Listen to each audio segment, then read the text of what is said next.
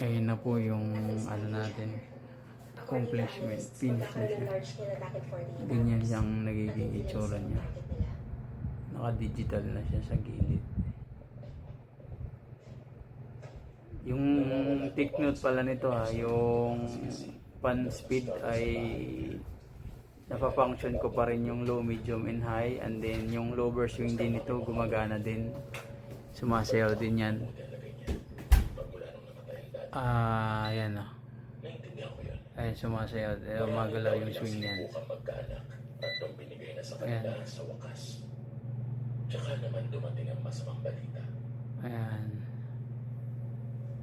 Usually kasi yung ibang pag nagpalit na yun ng universal, yung speed ay fix, isang speed na lang, and then yung lower minsan di natin nagagamit dahil hindi nagmamatch yung terminal.